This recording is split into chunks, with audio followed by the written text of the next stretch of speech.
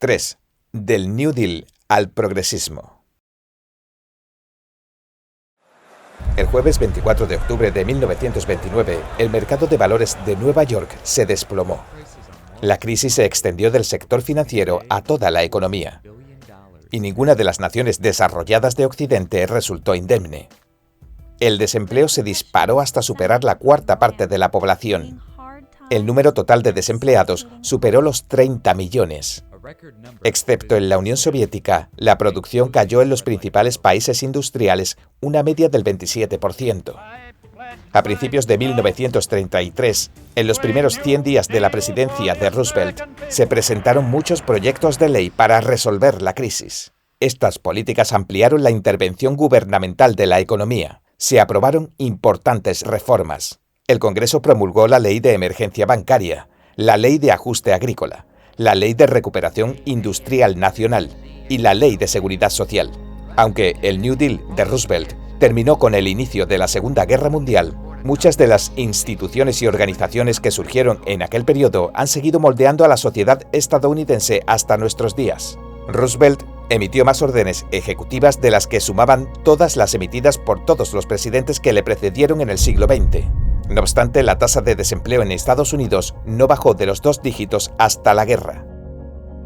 En realidad, el New Deal encarriló al gobierno de Estados Unidos en la vía de los altos impuestos, extenso gobierno e intervencionismo económico. En su libro de 2017, La gran mentira, exponiendo las raíces nazis de la izquierda estadounidense, el pensador conservador Dinesh D'Souza argumentó que la Ley de Recuperación Nacional, que era la pieza central del New Deal de Roosevelt, en esencia, puso fin al mercado libre en Estados Unidos. Según El disparate de FDR, un libro de 2003 del historiador Jim Powell, el New Deal prolongó la Gran Depresión en lugar de ponerle fin. La Ley de Seguridad Social y las leyes laborales fomentaron el desempleo. Los altos impuestos asfixiaron a las empresas y otras cosas por el estilo.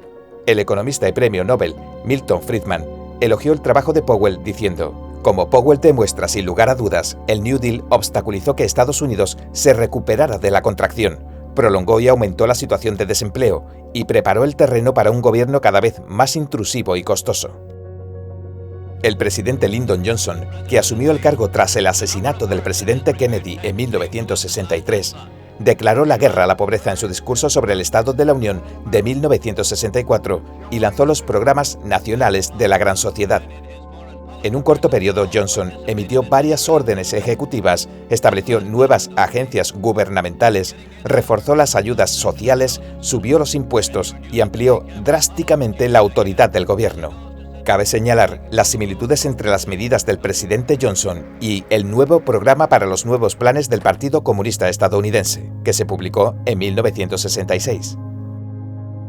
Gus Hall, secretario general del Partido Comunista Estadounidense, dijo: la actitud comunista hacia la gran sociedad se puede resumir en el viejo dicho de que 2 personas que duermen en la misma cama pueden tener sueños diferentes.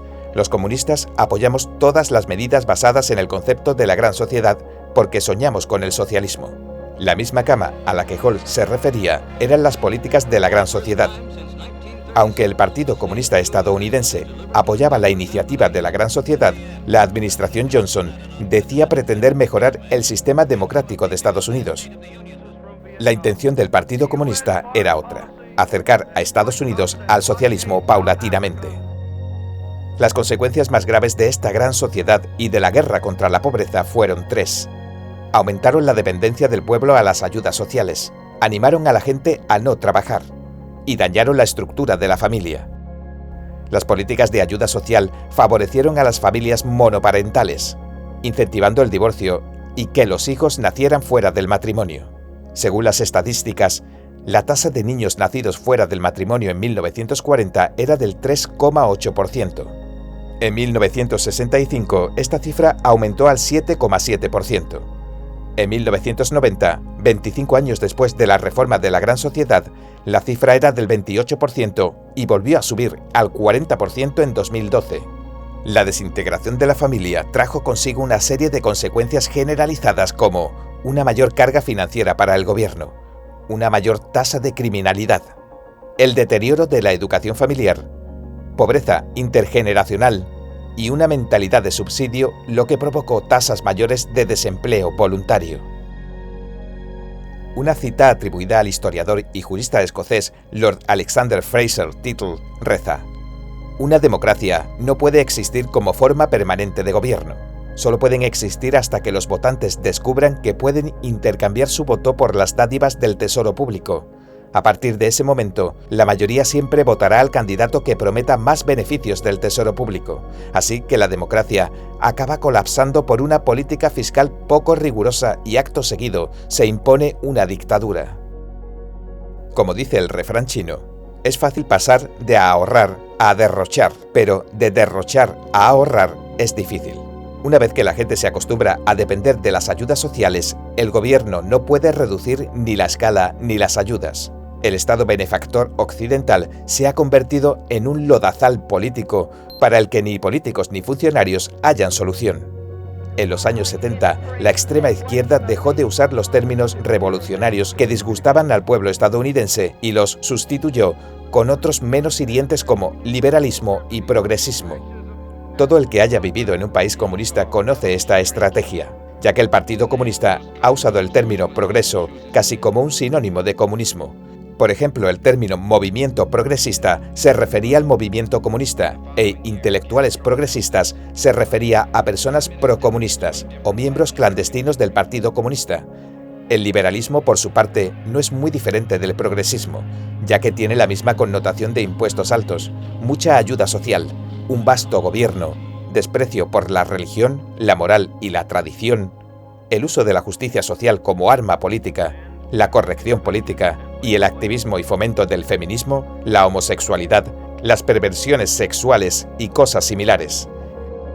No es nuestro propósito señalar a ninguna figura política ni individuo, ya que resultaría difícil analizar y enjuiciar correctamente en base a procesos históricos tan complejos. Está claro que el espectro del comunismo ha estado trabajando tanto en Oriente como en Occidente desde principios del siglo XX. Cuando la revolución violenta triunfó en Oriente, el comunismo se propagó e influenció a gobiernos y sociedades de Occidente, moviéndolos hacia la izquierda. 4. La Revolución Cultural de Occidente. Los años 60 fueron un punto de inflexión en la historia moderna. Un movimiento en contra de la cultura sin precedentes barrió de Oriente a Occidente. En contraste con la revolución cultural de los comunistas chinos, el movimiento de contracultura occidental parecía tener múltiples enfoques, o más bien carecer de enfoque. De mediados de los 60 a mediados de los 70, los jóvenes integrantes del movimiento de contracultura tenían diversos objetivos. Algunos se oponían a la guerra de Vietnam, algunos luchaban por los derechos civiles, algunos abogaban por el feminismo y condenaban al patriarcado, algunos luchaban por los derechos de los homosexuales. Para remate, hubo un espectáculo cegador de movimientos contra la tradición y la autoridad que abogaban por la libertad sexual, el hedonismo, las drogas y la música rock. El objetivo de esta revolución cultural occidental era destruir la civilización cristiana y su cultura tradicional. Aunque fuera en apariencia desordenado y caótico, este cambio cultural internacional provino del comunismo. Los jóvenes integrantes del movimiento de contracultura veneraban a los 3M: Marx, Marcuse y Mao Zedong. Herbert Marcuse fue un destacado miembro de la Escuela de Frankfurt, un grupo de intelectuales marxistas asociados con el Instituto de Investigación Social de la Universidad de Frankfurt. Creado en 1923, sus fundadores utilizaron el concepto de teoría crítica para atacar la civilización occidental y aplicar el marxismo a la esfera cultural. Uno de los fundadores de la escuela fue el marxista húngaro György Lukács. En 1919 hizo una famosa pregunta: ¿quién nos salvará de la civilización occidental? Lukács consideraba que Occidente es culpable de crímenes genocidas contra todas las civilizaciones y culturas que encontró en su camino. La civilización estadounidense y occidental, según Lukács, son las mayores factorías de racismo, sexismo, nativismo, xenofobia, antisemitismo, fascismo y narcisismo. En 1935, los marxistas de la Escuela de Frankfurt se mudaron a Estados Unidos y se afiliaron a la Universidad de Columbia en Nueva York. Esto les permitió propagar sus teorías en suelo estadounidense. Con la ayuda de otros académicos de izquierda, corrompieron a varias generaciones de jóvenes estadounidenses.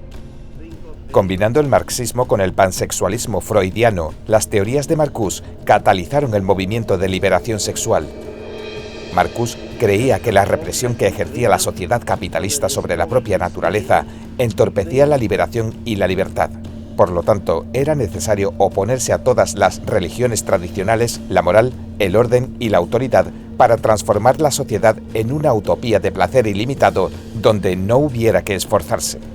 La famosa obra de Marcuse, Eros y la civilización, ocupa un lugar preeminente entre la gran cantidad de obras de los estudiosos de Frankfurt por dos razones concretas. Primero, el libro combina los pensamientos de Marx y Freud y convierte las críticas de Marx sobre la política y la economía en una crítica a la cultura y la psicología. El libro además conectó a los teóricos de Frankfurt con los lectores más jóvenes, lo que posibilitaría la rebelión cultural de los 60. Marcuse dijo: el movimiento de la contracultura puede llamarse una revolución cultural, ya que la protesta se dirige a todo lo culturalmente establecido, incluyendo la moral de la sociedad. Hay una cosa que podemos decir con toda seguridad: la idea típica de revolución y la estrategia típica de revolución han terminado. Estas ideas son anticuadas. Debemos empezar a desintegrar el sistema de forma encubierta y dispersa. Pocos de los jóvenes rebeldes pudieron comprender las oscuras teorías de la escuela de Frankfurt, pero las ideas de Marcuse eran simples: antitradición, antiautoridad y antimoral, entregarse al sexo, a las drogas y al rock and roll sin ningún control, hacer el amor, no la guerra. Mientras dijeras no a toda autoridad y a las normas sociales, se te contaba como integrante de la noble causa revolucionaria. Era así de simple y fácil convertirse en un revolucionario. No es de extrañar que esto atrajera a tantos jóvenes de la época. Cabe destacar que aunque muchos de los jóvenes rebeldes actuaban por voluntad propia, los comunistas extranjeros formaron y manipularon a muchos de los líderes estudiantiles más radicales para que lideraran el movimiento. Por ejemplo, los líderes de Estudiantes por una Sociedad Democrática, ESD, se formaron en Cuba. Los grupos comunistas organizaban e instigaban directamente las protestas estudiantiles. La facción de extrema izquierda, Waterman, se separó de los estudiantes por una sociedad democrática. Waterman declararía en 1969: el conflicto que enfrenta a los pueblos revolucionarios de Asia, África y América Latina con los imperialistas encabezados por Estados Unidos es el mayor conflicto del mundo contemporáneo. Impulsar este conflicto está fomentando que los pueblos del mundo luchen contra el imperialismo estadounidense y sus lacayos. Estas palabras las escribió Lin Biao, la segunda persona más poderosa de la China comunista, y pertenecen a una serie de artículos que tituló «Larga vida a la guerra victoriosa del pueblo». Tal y como la revolución cultural causó un daño irreversible a la cultura tradicional china, el movimiento de contracultura causó una convulsión titánica en la sociedad occidental. Primero, normalizó muchas subculturas que pertenecían a los sectores más bajos de la sociedad o que eran desviaciones de la cultura dominante. La liberación sexual, las drogas y el rock and roll erosionaron rápidamente los valores morales de la juventud, convirtiéndola en una fuerza destructiva en contra de Dios, de la tradición y de la sociedad. Segundo, el movimiento de contracultura sentaría un precedente para el activismo caótico y fomentaría una amplia gama de formas de pensar, tanto antisociales como antiestadounidenses, que allanaron el terreno para la revolución callejera. Tercero, una vez que la juventud de los años 60 abandonó el activismo, entraron en las universidades e institutos de investigación, completaron sus maestrías y doctorados y se integraron en la sociedad estadounidense. Introdujeron la cosmovisión marxista y sus valores en la educación, la prensa, la política y los negocios, impulsando una revolución no violenta en todo el país. Desde los años 80, la izquierda se ha apropiado y ha controlado los grandes medios de comunicación, el mundo académico y Hollywood. La presidencia de Ronald Reagan revirtió un poco esta tendencia, que se reinició en los años 90 y ha alcanzado su pico en los últimos años. 5. Los movimientos antiguerra y de derechos civiles. En la novela de George Orwell, 1984, uno de los 4 grandes ministerios de Oceanía es el Ministerio de la Paz, que supervisa los asuntos militares del partido. El significado invertido de su nombre apunta a la estrategia que emplean los comunistas. Cuando tu fuerza es inferior a la de tu enemigo, proclama que deseas la paz. Extender una ofrenda de paz es la mejor manera de ocultar un ataque inminente. La Unión Soviética y otros países comunistas han sido y siguen siendo adeptos a esta estrategia, que emplean para infiltrarse en Occidente. Justo después de terminar la Segunda Guerra Mundial, cuando Estados Unidos aún era el único país capaz de producir y usar la bomba atómica, se formó el Consejo Mundial de la Paz. Su primer presidente, el físico francés Frédéric Joliot-Curie, era miembro del Partido Comunista Francés. Tras sufrir grandes pérdidas en la guerra, la Unión Soviética fomentó agresivamente la paz mundial como estratagema para evitar la presión de Occidente. El Consejo Mundial de la Paz estaba bajo la influencia directa del Comité Soviético para la Defensa de la Paz, una organización afiliada al Partido Comunista Soviético. El Consejo realizó una campaña mundial proclamando que la Unión Soviética era una nación que amaba la paz y acusaba a Estados Unidos de ser un belicista hegemónico. La lucha por la paz, un eslogan que impulsó Mikhail Suslov, alto funcionario y líder ideológico soviético, se convirtió en parte indispensable de la retórica soviética. El actual movimiento antiguerra brinda testimonio de la voluntad y la disposición que presentan las grandes masas del pueblo para salvaguardar la paz e impedir que los agresores hundan a la humanidad en el abismo de otra masacre. Suslov escribiría en un tratado de propaganda de 1950. La tarea ahora consiste en convertir esta voluntad de las masas en acciones reivindicativas y concretas que frustren los planes y medidas de los instigadores de la guerra angloamericanos. La paz mundial se convirtió en uno de los frentes comunistas en la guerra por apoderarse de la opinión pública del mundo libre. La Unión Soviética patrocinó una multitud de organizaciones y grupos para impulsar los objetivos comunistas, como la Federación Sindical Mundial, la Federación Democrática Internacional de Mujeres, la Federación Internacional de Periodistas, la Federación Mundial de la Juventud Democrática y la Federación Mundial de Trabajadores Científicos.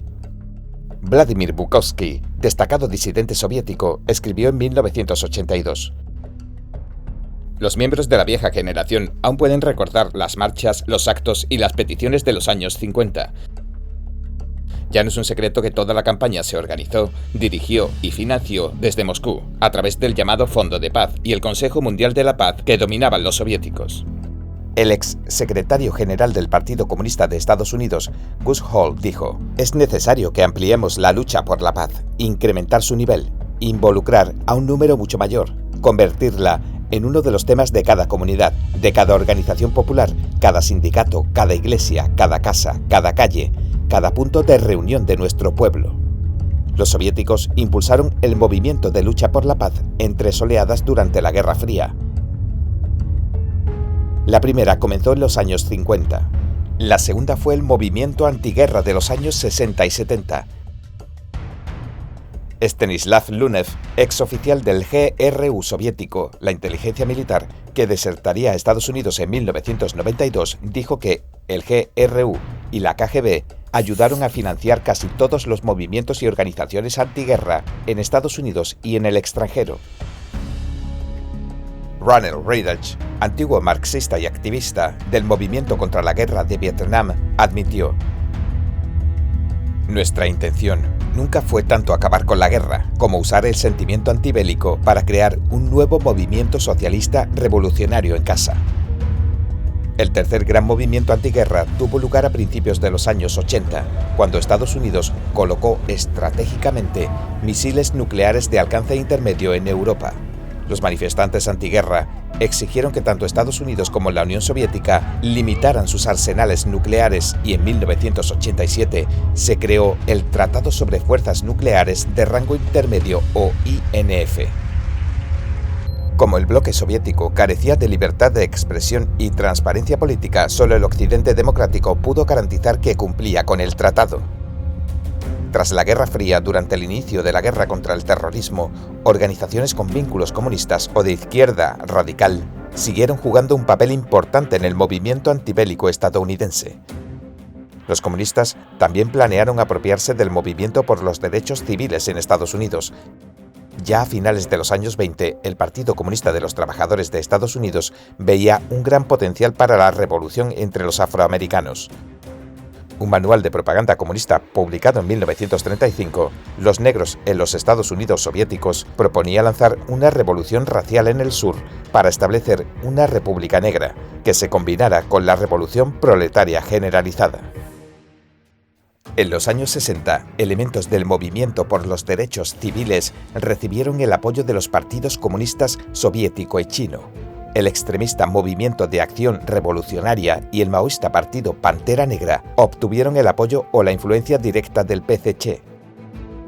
En el verano de 1965 se desencadenaron disturbios raciales en varias ciudades estadounidenses. Después de apartarse del Partido Comunista de Estados Unidos, Leonard Pearson testificó que los líderes de las organizaciones afroamericanas violentas gozaban de un fuerte apoyo del partido. Dijo que tanto a él como a Hall lo entrenaron en Moscú. Tanto en su estructura organizativa como en su programa ideológico, el Partido Pantera Negra tomaba al PCC como su modelo a seguir y usaba lemas como el de Mao: el poder político crece del cañón de una pistola, o todo el poder pertenece al pueblo. El pequeño libro rojo de Mao era de lectura obligatoria para todos los miembros. Al igual que el PCC, los Panteras Negras abogaban por la revolución violenta. Uno de los líderes de los Panteras, Eldridge Cleaver, predijo en 1968 una ola de terror, violencia y guerra de guerrillas. En muchas concentraciones de negros, los participantes agitaban el pequeño libro rojo, imitando a los guardias rojos que hacían lo mismo en China. El movimiento por los derechos civiles lograría que las relaciones raciales se debatieran públicamente y contribuyó a que los estadounidenses sanaran algunas de sus divisiones más profundas a través de medios pacíficos como las leyes, las manifestaciones, los boicots y la educación. No obstante, los revolucionarios de izquierda siguieron alimentando el conflicto racial como un trampolín para sus planes radicales.